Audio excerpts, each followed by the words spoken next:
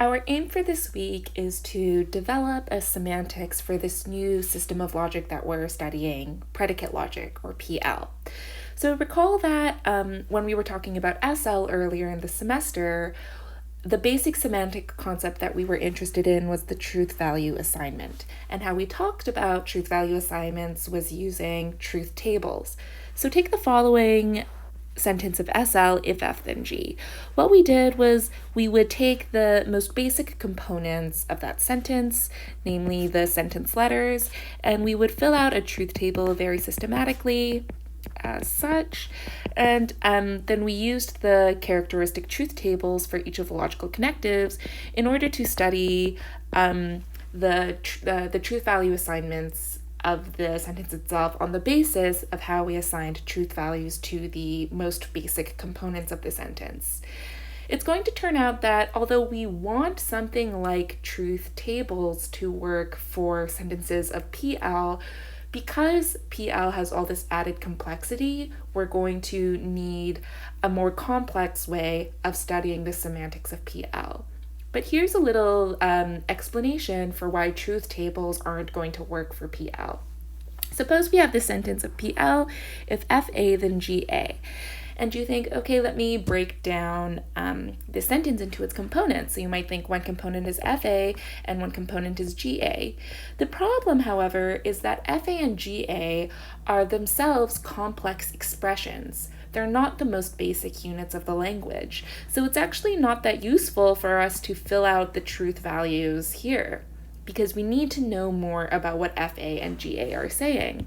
So you might think, okay, well, let's continue breaking it down to its most basic components. And let's add FX, GX, and A here. Right, so those are the basic components of FA and GA. The problem is, though, is that FX and GX are predicates. A predicate, remember, is like an incomplete sentence. A predicate itself doesn't have a truth value because it's not a sentence. So there's nothing in terms of like T and F that we could write in those columns. A, likewise, is not a sentence. It's a name, right? So A might be the name Angela, and the name Angela doesn't have a truth value assignment, right? The name Angela can't itself be true or false because it's not a sentence. So that's an explanation for why the truth table method for doing semantics of PL isn't going to be a fruitful avenue. Instead, we're going to use the idea of an interpretation. An interpretation, okay, I'll leave that there. So in this week, we're just going to study this sort of equivalent of truth tables for PL, since truth tables, although they worked in SL, are not going to work for us in PL. Here's what an interpretation in PL is. You can kind of think of an interpretation as a glorified symbolization key. Okay, it's going to be kind of like a symbolization key where, if you recall, a symbolization key specifies the universe of discourse, indicates what the predicates you're using in the symbolizations mean, and also specifies like the lowercase letters, assigns each of the lowercase letter to each member of the universe of discourse, so gives each member of the universe of discourse a name. If on the problem set, I think in question 1, you're asked to give a symbolization key and not an interpretation. So if you are just asked to give a symbolization key, you don't need to do all of this sort of more complicated business. You can give a simple symbolization key like the ones that we used when we were doing symbolizations from English to PL. Okay, so an interpretation is like a glorified symbolization key. It's going to give us a bit more detail and nuance, and that's what we're going to go over now. But if you're asked to just give a symbolization key, that's all you have to give. Okay, so here's what an interpretation in PL is. There are 4 parts. I'm going to just quickly say what they are, and then we're going to delve into each of them and illustrate each of them using an example. So the first step is to specify a non-empty universe of discourse. The second step is to assign a truth value to every sentence letter. Third step is to assign a member of the universe of discourse to every individual constant, where an individual constant is like the lowercase letter, Roman letters. And fourth, assign a set of n tuples of members of the universe of discourse to each n-place predicate. Okay, so we're going to go through each of those now one at a time using the following example. So in our example, let's say that the universe of discourse is the set consisting in the following places: US, Canada, Peru, Egypt, Washington, D.C., Ottawa, Lima, and Cairo. Okay, that's our universe of discourse. Now we have two sentence letters, P and K. P is the sentence Paris is the capital of France, and K is the sentence Kyoto is the capital of Japan. So I'm including these sentence letters just as a way of illustrating what to do with sentence letters. This is actually kind of like not a great thing to do because there's actually a way of writing this more precisely in PL. Namely, we could take this predicate, X is the capital of Y, we could assign Paris the constant P and France the constant F, and we could say CPF, which says Paris has the capital of France, and that's like a better way of symbolizing the sentence.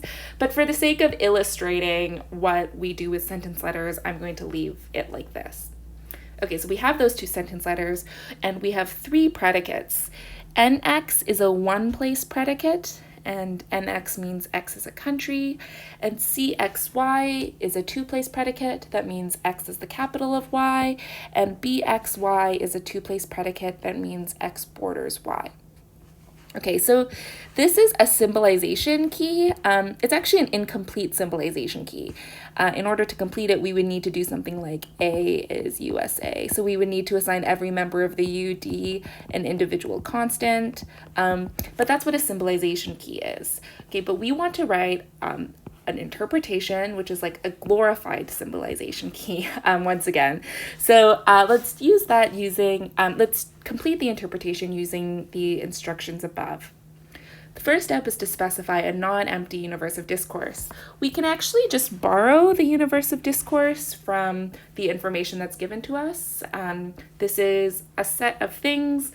It's non-empty, and that's just what the universe of discourse is. Okay, so I'm going to write I wrote a 1 next to it just to show that that completes step 1. Step 2 is to assign a truth value to every sentence letter. So let's do step 2 down here. There are two sentence letters that we're interested in, P and K, and now we have to assign a truth value to each of them.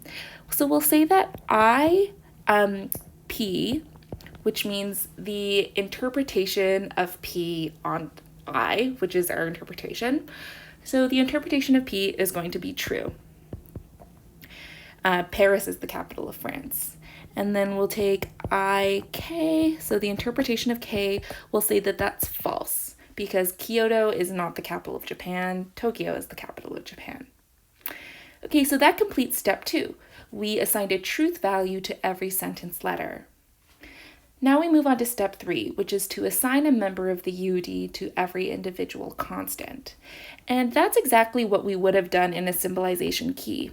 So I'll do step 3 over here.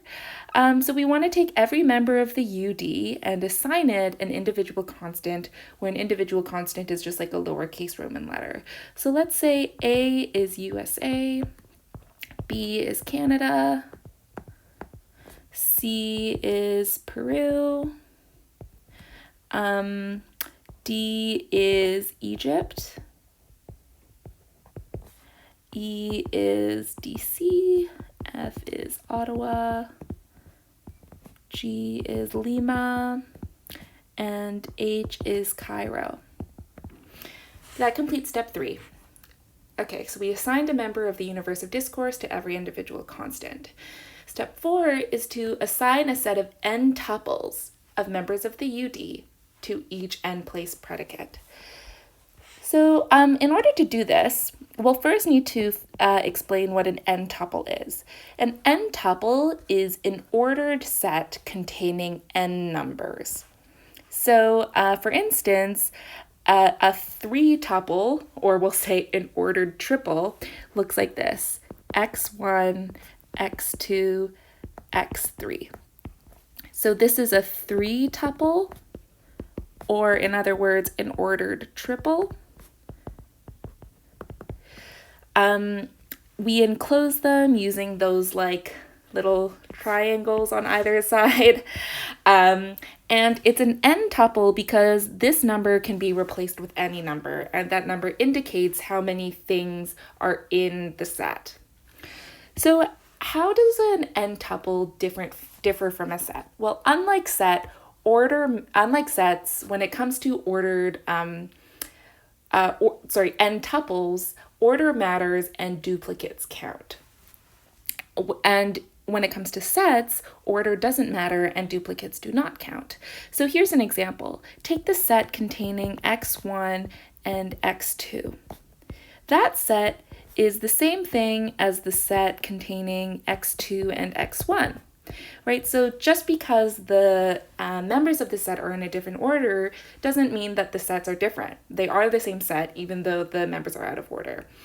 Now, we want to use n tuples instead of sets because we want order to matter. So it's going to turn out that the ordered double, or the ordered pair, I think we say, containing x1 and x2 is different from the ordered pair containing x2 and x1. So order matters when it comes to n tuples, and duplicates also matter when it comes to n tuples. So if you have a set containing x1 and x1, let's say x1 is like mentioned twice in the set, that's the same thing as just the set containing x1 mentioned once. On the other hand, if you have an ordered pair consisting in x1 and x1, that's not the same thing as just a singleton of x1. Okay, so the fact that x1 appears twice matters.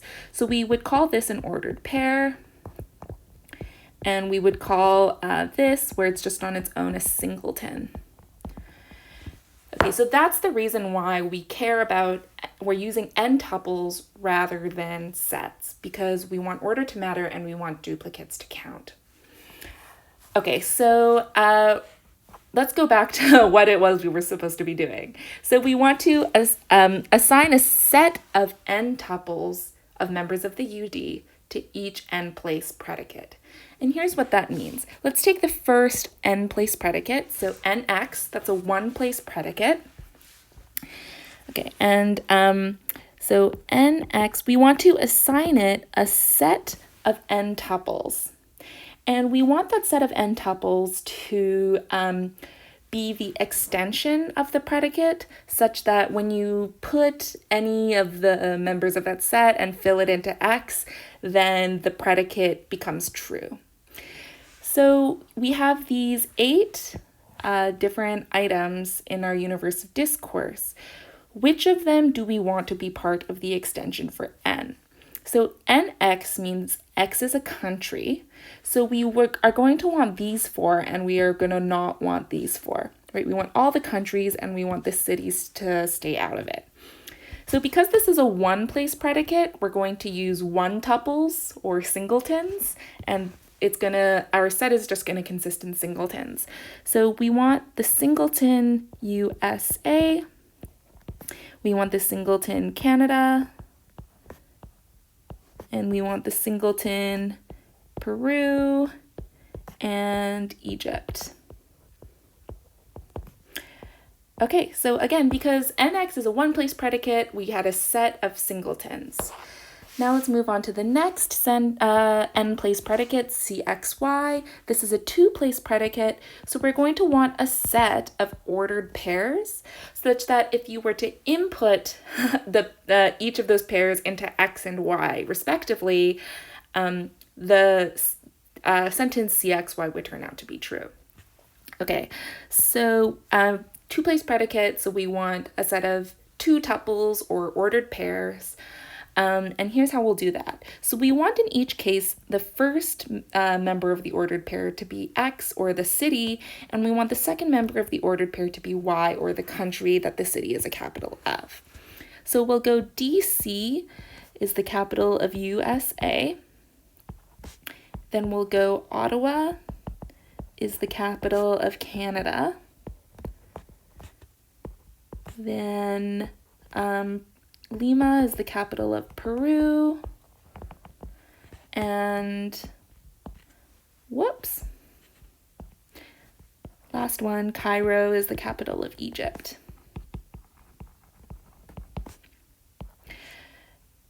Now, would we add the following ordered pair to our set? Cairo is the capital of Canada. No, we wouldn't add that, right? That does not belong in the set. And the reason it doesn't belong in the set is that that is not part of the extension of CXY, right? We want all and only the pairs that satisfy this predicate to go into our set. Okay, and there's one last predicate we're dealing with, BXY. It's a two-place predicate, so we're going to, again, want a set of ordered pairs. So BXY is X borders Y. So we look at all the things we have, and I think that the only things that border one another are the USA and Canada. None of the cities border one another, and none of these other pairs of countries border one another. So we want to do the following. We'll say that the USA borders Canada, but we're not done there because order matters when it comes to n-tuples. So we also need to say that the same thing holds the other way around, that Canada borders the USA. And because the order of these two things these two pairs are different, they are different ordered pairs because, as we saw up here, right, order matters when it comes to ordered pairs. Okay, so that's it. That is our interpretation. Okay, so we have, first we specified the non-empty universe of discourse. Then we assigned a truth value to every letter. Then we assigned a member of the universe of discourse to every individual constant. And then we assigned a set of n-tuples to every n-place predicate. I also want to clarify that there's another way of assigning a set of n-tuples to every n-place predicate that's useful when you are dealing with extensions that are very large or where there are extensions that have infinite members. So there is a more efficient way where you don't have to list, every single n-tuple that fulfills the extension. And here's how you would do that. So let's take CXY. So CXY means X is the capital of Y. Another way that you could specify CXY is to say the set of all ordered pairs U and V such that U is the capital of V.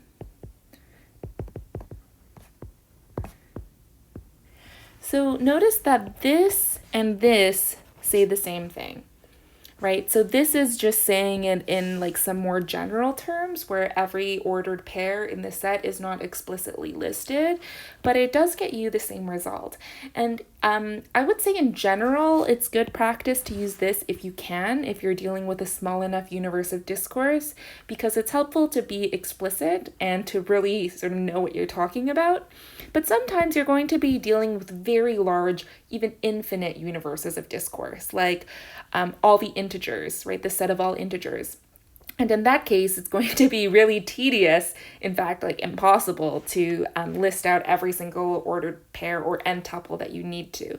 And in those cases, this method is going to be your friend. Now that we know how to construct an interpretation, our goal is to figure out how to get from interpretations to truth values.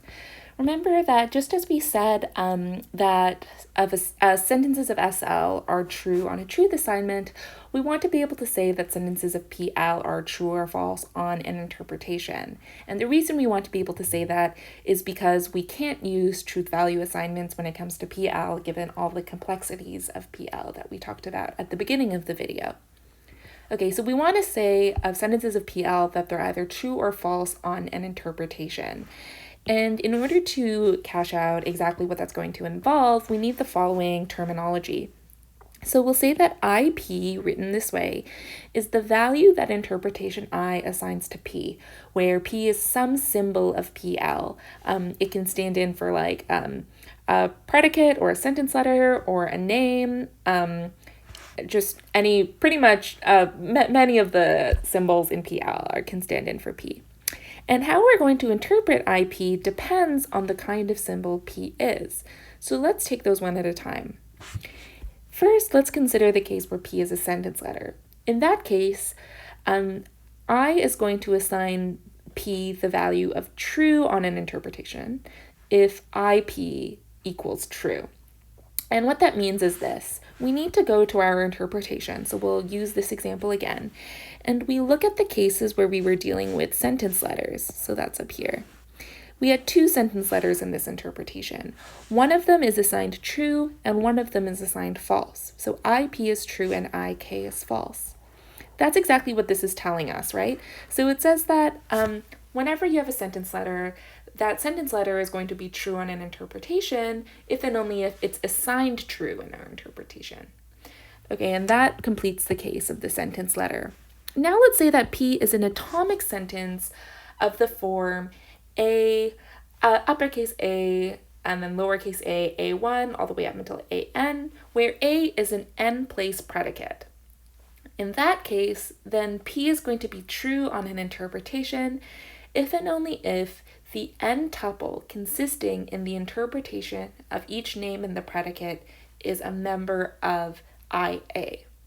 That sounds a little complicated, but it's actually quite simple. Let's say that P is the sentence BAB from the interpretation that we did before. In this case, B is going to function as the A up here. A is going to function as the A1 here. And B is going to function as the AN, or in the other words, the A2 here. And it's A2 because it's a 2-place predicate and B is the last predicate. Okay, so that all looks good. So now what it's telling us is it's telling us that BAB is true on an interpretation if and only if the ordered pair consisting in IA and IB is a member of I capital B. How are we going to evaluate this sentence? Well, IB is a set, right? And IB is a set consisting in all of those n tuples that we assigned to the predicate B, right? So B, remember, is the predicate, X borders on Y, and that consisted in, I think it was USA and Canada, and also Canada and USA. So in our assignment, interpretation of A and B, right, remember that A was assigned USA and B was assigned Canada. So now we ask, okay, is this ordered pair a member of IB, where IB is a set consisting in USA, Canada, and Canada, USA? And the answer is yes, it is, right? It's this first member of the set. So that's how we know that this sentence is true, that we can say that the sentence BAB, where that in English means the USA borders on Canada, is true. It's because this ordered pair is a member of the extension of B, where B is the predicate X borders on Y. I want to do one more example, and I'm going to just erase this in order to do it. And let's say that this time that P is the sentence CGD, where C again is going to play the role of A, G is playing the role of A1, oh, that should be a lowercase a, A1, and D is playing the role of A2 or AN. Okay, and what this is telling us up here, it's saying that this sentence is going to be true on an interpretation if and only if the set consisting in, the ordered pair consisting in I of G and I of D is a member of I of C. So remember, I of C was that, it was kind of a long set. No, there were actually 4 members of the set, but it was the set of all the ordered pairs such that the first member of the pair was the city, and the second member of the pair was of the country of which the city was a capital. Okay, and there were 4 members, so 4 pairs of capitals and countries. Okay, so from I actually don't remember what G and D were, so I'm going to scroll up to look. G is Lima and D is Egypt. Okay, so this order pair consists in, Lima and Egypt. And we want to know whether that is a member of IC, where IC is the set of all the capitals and their countries. And if you scroll back up, you will see that it's not a member of IC, because Lima is not the capital of Egypt. Lima is the capital of Peru, so this ordered pair was not in this set. And therefore, CGD is going to be false on our interpretation. And when you think about it, that makes sense, right? Because Lima is not the capital of Egypt, so it didn't belong to the extension that we specified for the predicate C, where C is the predicate, X is the capital of Y. And that fact allows us to explain why this sentence is false. So all this is sort of a very long way of explaining something very intuitive, right? We have this false sentence, Lima is the capital of Egypt. And this is a formal way of allowing us to explain why that sentence is false on an interpretation. We've considered two kinds of sentences so far. We've talked about sentence letters, and we've talked about atomic sentences where there are no variables, only individual constants. Now let's consider what happens when P is an atomic formula of the form A, where A is a predicate, and then x1 all the way up until xn, where those are the variables. In that case, the variable assignment di, we say satisfies P on an interpretation I, if and only if the n tuple consisting in di of x1 all the way up until di of xn is a member of IA. Again, that sounds kind of complicated, but it's not that bad once we really stop to think about what it means. The first term in this sentence that might be a little unfamiliar is the variable assignment. So we say a variable assignment is kind of a way of assigning a variable a name temporarily for the purpose of testing out the predicate in which the variable currently resides. Okay, so let's take the sentence CXY from our interpretation above. So this is the claim that X is the capital of Y. Is CXY true or false? Well, CXY is neither true nor false. It's not a sentence, it's a predicate. But what happens if we assign temporarily each variable a member of the UD? So let's say that that kind of assignment is DI. Okay, so we'll say that DIX is Lima. Another way of writing that is just to say DI of Lima / X, which just means that we're replacing X with Lima for now. Okay, and we also want to do the same thing for Y. So we'll say DI of Y is Peru. And another way of writing that is DI Peru / Y, which just means that for our purposes right now, Peru is going to replace Y. Okay, so when we get this, right, if we say C and then we replaced X with Lima, I'll write Lima like that, and then Peru with that, where Lima is playing the role of X and Peru is playing the role of Y, then we can say that the variable assignment DI satisfies, so DI satisfies CXY. And the reason why that is because when we take the variable assignment DI, where the variable assignment assigned Lima to X and Peru to Y, that gave us the ordered pair consisting in Lima and Peru and Peru is a member of IC. All right, remember IC is that set that has 4 ordered pairs, 1 pair for each capital and country that was in our UD. So because when we temporarily substitute Lima and Peru for X and Y in this predicate CXY, the result is a member of the extension of the predicate we're talking about, we can say that DI is a variable assignment that satisfies CXY. So we can't say that CXY is true on our interpretation, right? Because we're not, because CXY again is it's not a sentence, right? It's just an incomplete sentence, it's a predicate. But we can say something like DI satisfies CXY once we've specified exactly what DI is assigning to each variable in CXY. Okay, so that is, I hope, a helpful explanation of what the term variable assignment and satisfies means. Okay, so that is going to be helpful terminology for us moving forward. So there are two other kinds of sentences that I want to talk about. So we talked about cases where we have a sentence letter. We talked about cases where we have a predicate and no variables. We talked about cases where we had a predicate and only variables. Now we want to talk about quantifiers. So if P is a formula of the form for all x q, then DI satisfies P on the interpretation I if and only if each member U of the UD is such that if you were to sub U for X, then that would satisfy Q on I, right? So on the variable assignment, if you were to sub in, if that variable assignment asked you to sub in U for X, then that would satisfy Q on I for every member of the UD.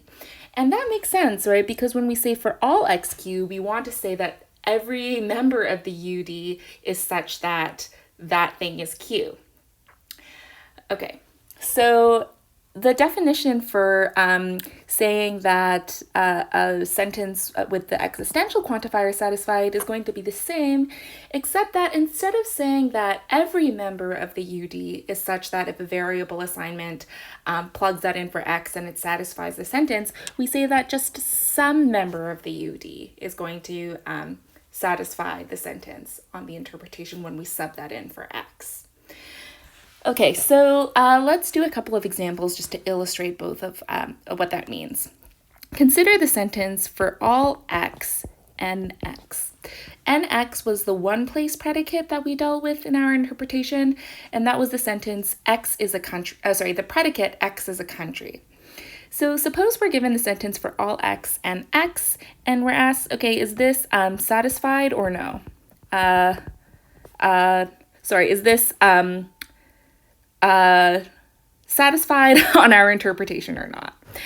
Okay, and what we have to do is we have to go through every member of the UD and consider what a variable assignment that subbed that member of the UD in for X, whether that would make the sentence true. And that's not as hard as it sounds like it might be. So let's take every member of the UD. There are 8 members of the UD, right? We'll start with the first one, which was A, and that was USA. So we'll ask, does the variable assignment that takes USA and subs that in for X satisfy the sentence above? And yes, it does, right? Because if you were to take N and then USA, small down here, that just says that USA is a country. And yes, that does satisfy the sentence, right? Because that sentence is true. Now we take the next member of the UD. So does the variable assignment DI that subs in Canada for X satisfy the sentence above? And again, yes, it does, right? Because if we take the sentence and then the fill in the name Canada for the predicate, that is a true sentence, right? Because that says Canada is a country, and that is a true sentence. Okay, and we can do the same things for Peru and Egypt, which are the next 2 countries. But we also have to do the other 4 members of the UD. So we have to consider the next member of the UD, which is, let's take DC and sub that in for X. And does that satisfy the predicate above? No, it doesn't, right? Because DC is not a country. So N and DC, I think, is the lowercase letter e. This is not a true sentence, right? Because DC is not a country. So it's not the case that every member of the universe of discourse is such that if you were to take a variable assignment that took that member and subbed it in for X, that would satisfy the sentence. Okay, so that's why this sentence is not satisfied on our interpretation. And when you stop to think about it, that makes perfect sense, because in our universe of discourse, there were 8 objects, 4 of them were countries and 4 of them were cities. So it's not the case that for all X, X is a country where, we're spanning, where we're considering every single member of our universe of discourse. Okay, now let's consider the sentence, there exists an X such that NX. Again, NX is the predicate, X is a country. So we have to do the same thing, but we want to find just one member of the universe of discourse such that when we sub that in for X, it satisfies the sentence. And that's going to be really easy because we know from our previous reasoning that when we sub USA in, so if we have a variable assignment that subs in USA for X, that satisfies the sentence.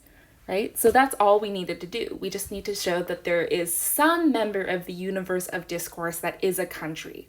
And when we sub that in for X, that satisfies the sentence. Okay, again, so something that looked quite complicated, but it's just explaining something very intuitive. There are a few more cases that are useful to know about, but I'm just going to point you to page 340 to 341 for a full recursive definition of satisfaction of formulas.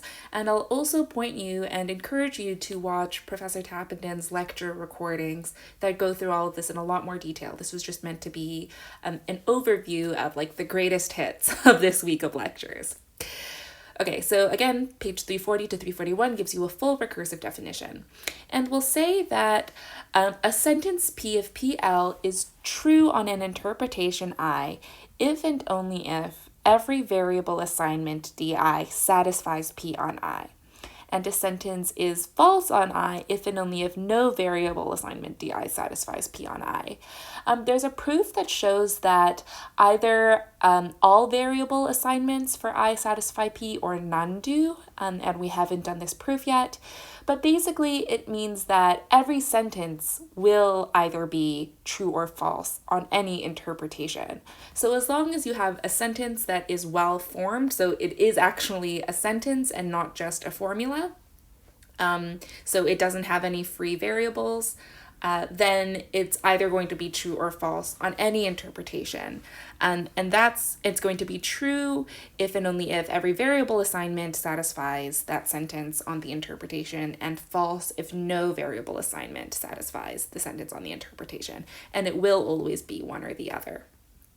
Let's do a couple of practice problems. These are problems that are very similar to the ones that are on the problem set. Okay, so let's say that you're given an interpretation, like the one up here, and you're asked to evaluate whether the following sentences are true or false on the interpretation. Okay, so let's take a minute to look at the interpretation just to see what we're dealing with. So the universe of discourse is the set of all natural numbers. And then here we have all of the individual constants we're dealing with, and here we have all of the predicates we're dealing with. Now, I know that the first predicate A is a one-place predicate, and I know that because it's asking me for a set of singletons. And I know that the number of members in the n tuple that I'm asked to fill out corresponds to the number of places in the predicate that I'm dealing with. Okay, so in this case, we're asked for a set of singletons, and therefore we know that we're dealing with a one-place predicate. Okay, and I know here, since we're being asked for a set of ordered pairs, I know that B is a two-place predicate, and since in C I'm being asked for a set of ordered triples, I know that I'm dealing with a three-place predicate.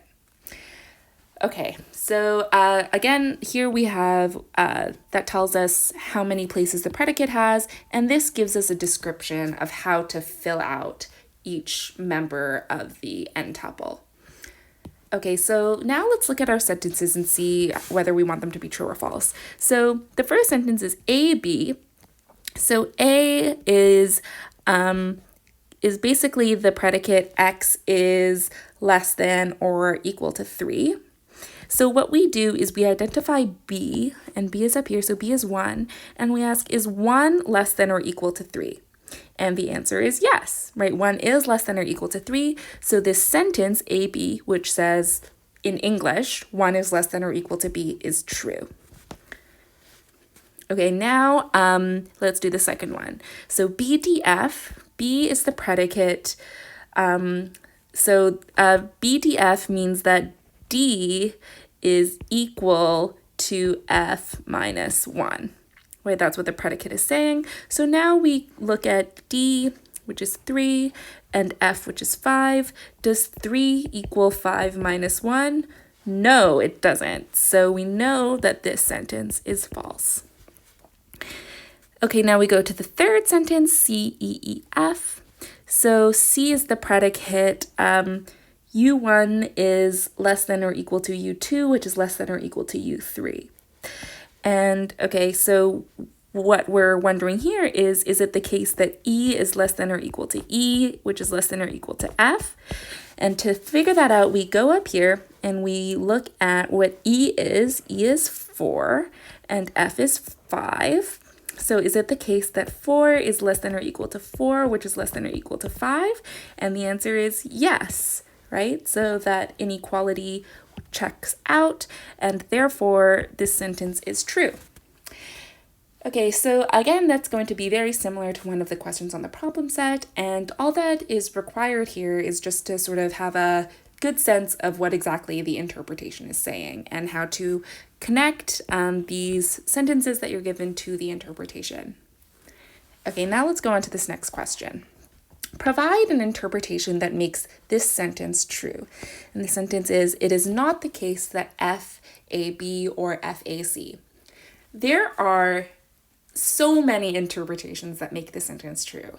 And when you're asked to do this, you basically just have to make something up so that it is true. Try to make one that's as straightforward as possible.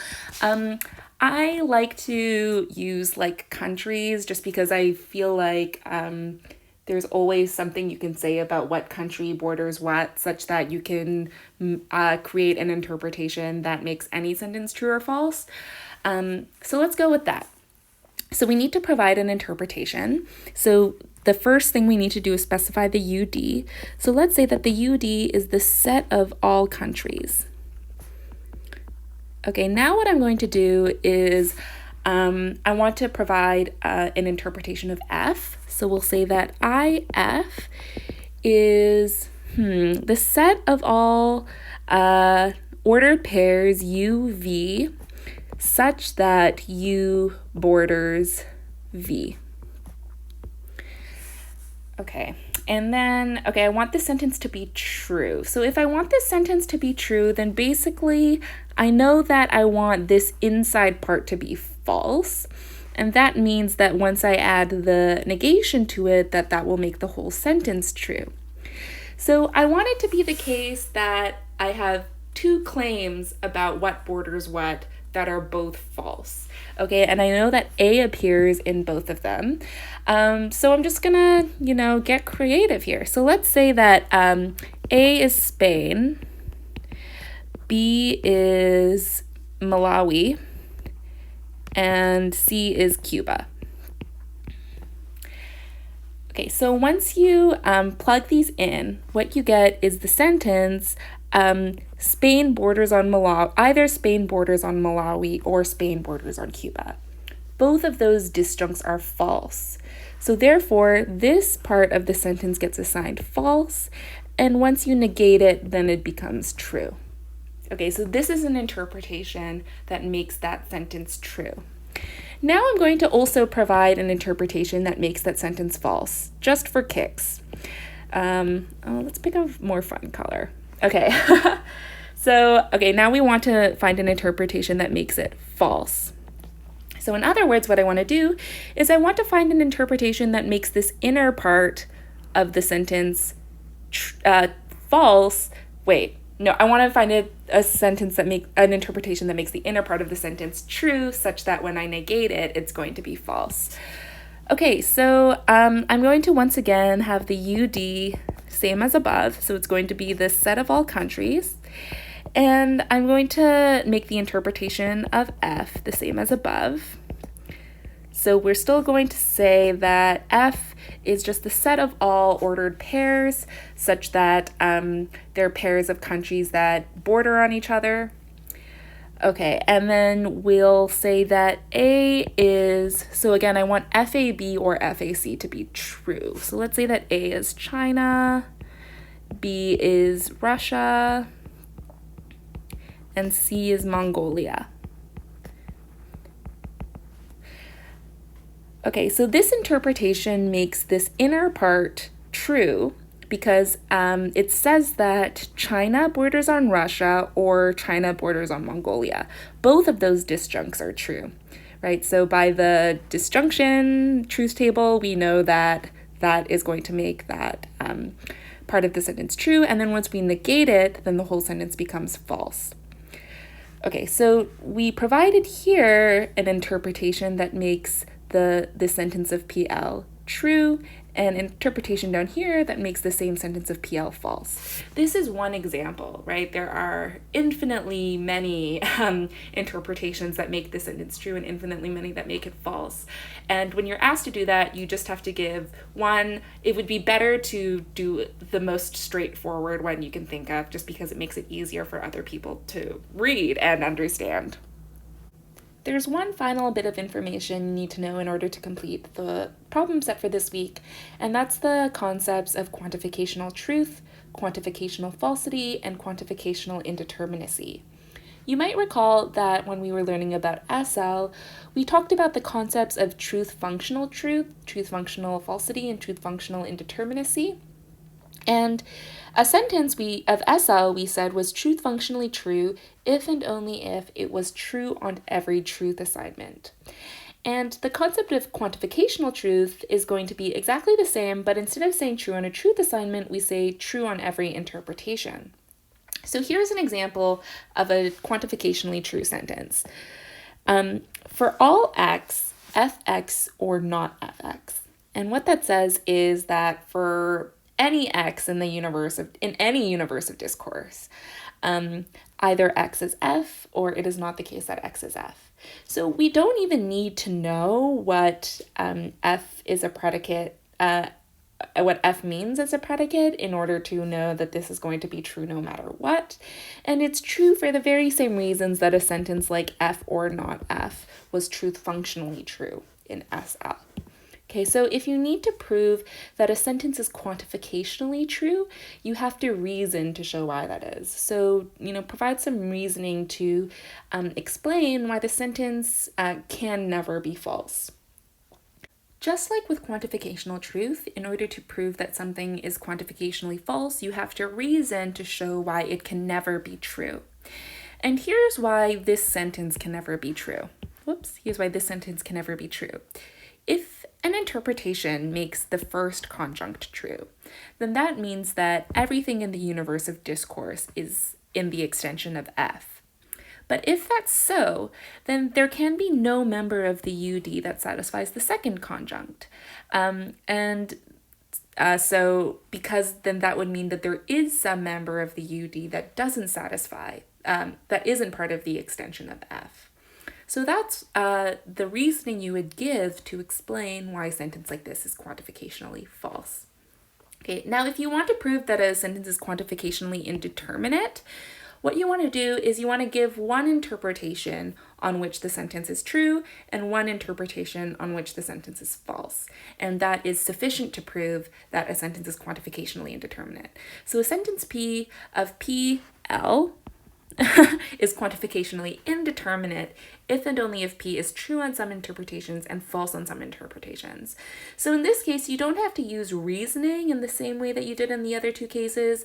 All you have to do is provide two interpretations, kind of like we did up here, right? So what this proves, for instance, this proves that this sentence, it is not the case that FAB or FAC is quantificationally indeterminate. It is true on some interpretations and false on some interpretations. Okay, and that's a summary of quantificational truth, falsity, and indeterminacy. And you can find that in the textbook beginning on page 351. There are lots of examples there to look through.